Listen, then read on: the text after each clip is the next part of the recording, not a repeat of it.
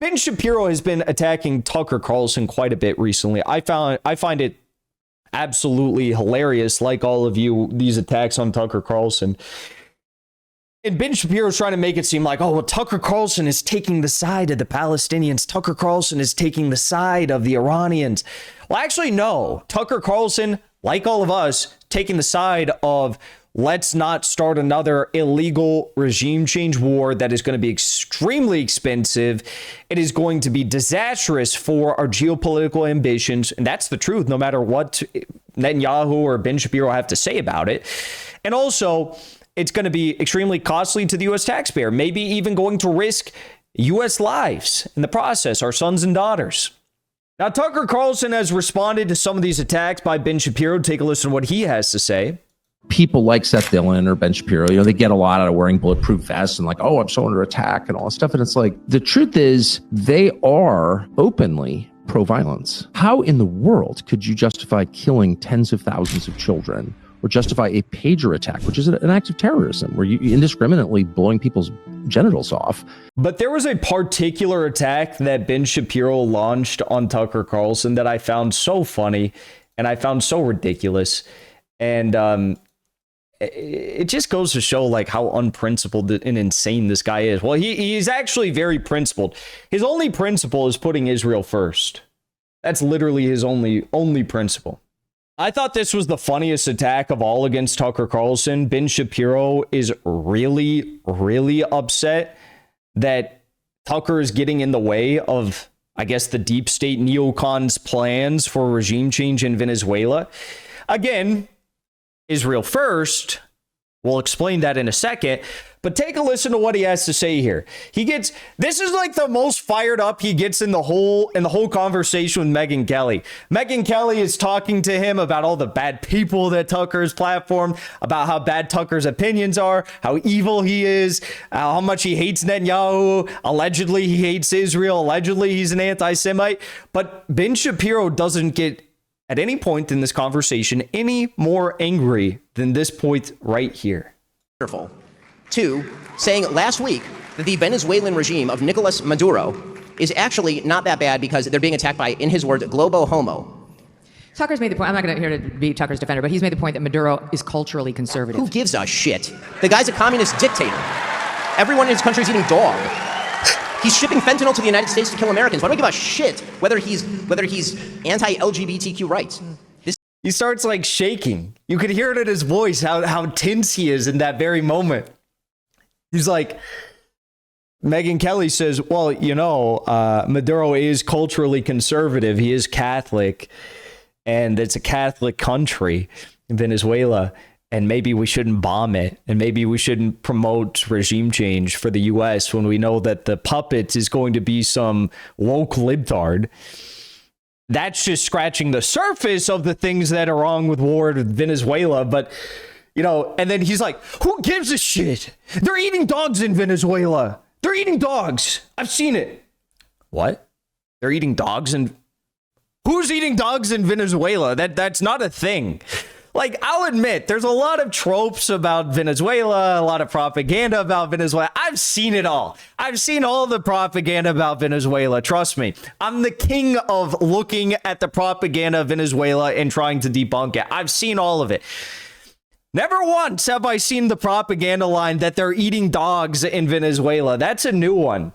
That's even too far for like John Bolton. That's too far for Mike Pompeo. They're eating dogs. They're sending all the fentanyl to the United States. Don't you know? But is Venezuela a failed state? Is Venezuela Haiti now? Even that wasn't true about Haiti, but like, what is he saying? They're eating dogs. They're sending all the... According to the U.S. intelligence agencies, less than 0.03% of all fentanyl in the United States comes from Venezuela, meaning that no fentanyl is coming from Venezuela. Because if the U.S. intelligence agencies say 0.03% of all fentanyl comes from Venezuela, A, they're lying.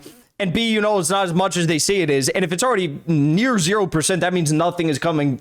That means that Venezuela is probably taking fentanyl out of the United States. They're helping the United States, something like that. I don't even know. The point I'm trying to get at here is this is so weird. Like, what is he saying? Why is he getting so excited about this? Shit. The guy's a communist dictator. The guy's a communist dictator. How many innocent civilians has Maduro killed since October 7, 2023? Guarantee you he hasn't killed 200,000 civilians like Ben Shapiro's friend Netanyahu. Is culturally conservative. Who gives a shit? The guy's a communist dictator. Everyone. Ben Shapiro, the guy who's literally tried to cancel everyone throughout his career for being a woke libtard, now says, who gives a shit? Let's regime change Maduro because it doesn't matter that he's culturally conservative and we want to replace him with a woke libtard. Seems as though the whole woke libtard thing, the cancel culture, the conservative culture, this is not really a big issue for Ben Shapiro. His country's eating dog. He's shipping fentanyl to the United States to kill Americans. Why do I give a shit whether he's anti-LGBTQ rights? This is the number one thing about Nicolas Maduro. You know how far down the list you have to get before you can get to anything remotely recommendable about Nicolas Maduro? Oh, yeah. Okay. Well, anyways, I don't think the cultural issues are as important as Ben Shapiro has led us all on to believe. I don't think he cares about them as much as he's led us all on to believe throughout the duration of his career. Because remember, the common denominator for all of Ben's politics is put Israel first. And what do we know about the U.S. regime change puppet candidate in Venezuela they hope to replace Maduro with? She once wrote a letter in 2018 to Benjamin Netanyahu asking the genocidal entity of Israel to lead a foreign intervention in Venezuela to liberate their country from Maduro. Maria Corina Machado, that's what she did. Here's a tweet from Maria Corina Machado, of which there are many, about Israel, Netanyahu, and how much she loves Israel, by the way. I spoke with Israeli Prime Minister Benjamin Netanyahu today and thanked him for his warm congratulations to the people of Venezuela on our 2025 Nobel Peace Prize. She's the one that won the Peace Prize. So she's saying, a little bit odd. She obviously had the phone call with Trump thanking him or saying that, I appreciate what you do. You should, win the Nobel Peace Prize. I dedicate the Nobel Peace Prize to you. But she only thanked one world leader for the Nobel Peace Prize. And she thanked Benjamin Netanyahu. Israel first. Venezuela's election loser, the U.S. puppet candidate, Maria Corina Machado, says, if we win, meaning if we depose Maduro in a U.S.-backed coup, we will move the Venezuelan embassy to where? Where are we going to move the Venezuelan embassy in Israel to? Take a listen. Maria Corina Machado, gracias. Thank you so much for this interview.